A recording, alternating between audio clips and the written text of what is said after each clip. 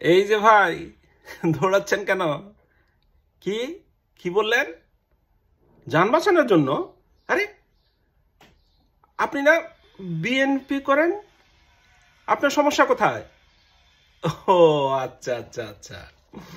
হ্যাঁ, কয়েকদিন আগেই তো বলেছিলাম যে এই সরকারের উদ্দেশ্য হলো বিএনপি, নট আওয়ামী লীগ। লক্ষ্য হলো বিএনপি আর উপলক্ষ হলো আওয়ামী লীগ। অনেকেই আমার কথা বিশ্বাস করেন নাই। দেখতেছেন এখন আওয়ামী লীগকে নিষিদ্ধ করার সাথে সাথেই জঙ্গলিরা এখন কি বলতেছে? Awami League BNP bye bye, দুজনে নিষিদ্ধ চায়। কি বুঝলেন কিছু? বুঝেন নাই? বুঝেন নাই? আর একটু অপেক্ষা করেন, ভালো করে বুঝবেন। বুঝছেন?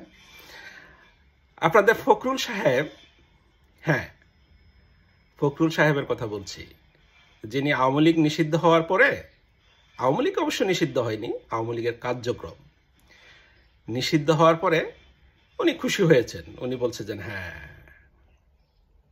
এটা সঠিক কাজটি হয়েছে। কিন্তু এখন যে বিএনপি নিষিদ্ধ হওয়ার আওয়াজ উঠতেছে, এখন উনি কি করবেন? হ্যাঁ শুনেন, একটা গল্প বলি। হ্যাঁ, এক বাগানে 3 বন্ধু মিলে চুরি করতে গিয়ে ধরা পড়ল। 3 জনের মধ্যে একজন মুসলমান, একজন হিন্দু আর একজন খ্রিস্টান।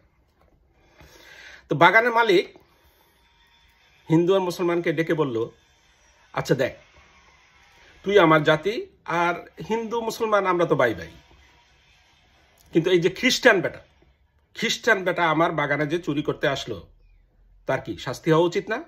তারা দুজন ভাবলো, হ্যাঁ ঠিকই তো, তার যদি শাস্তি হতো আমাদের কি, আমরা তো অন্তত বেঁচে যাব। তারা বললো ঠিক ঠিক। 3 জনে মিলে খ্রিস্টান বেটাকে খুব করে দোলাই দিল। তারপর বাগানের মালিক মুসলমানকে ডেকে বলল, আরে তুই হইলে আমার জাতি ভাই আর হিন্দু, আচ্ছা বল এটা কি ঠিক? একটা হিন্দু বেটা এসে একজন মুসলমানের বাগানে চুরি করবে, এটা কি ঠিক? এক কাজ করি, চল 2 জনে মিলে তাকে একটা ধোলাই দেই, আর তোকে আমি কিছু করবো না, তোকে ছেড়ে দেব। তো 2 জনে মিললে ওকে একটা আরামসে একটা ধোলাই দিল। ধোলাই দেওয়ার পরে এবার বাগানের মালিক বলল, হারামজাদা, তুই মুসলমান হয়ে একজন মুসলমানের বাগানে চুরি করতে কিভাবে আসলি? আয়, এবার আয়। এবার তাকে ধরে এমন রাম দোলাই দিল যে বাকি 2 জন থেকেও বেশি। বুঝলেন?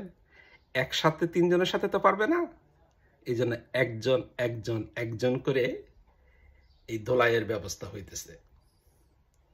তো good luck BNP, piece for all.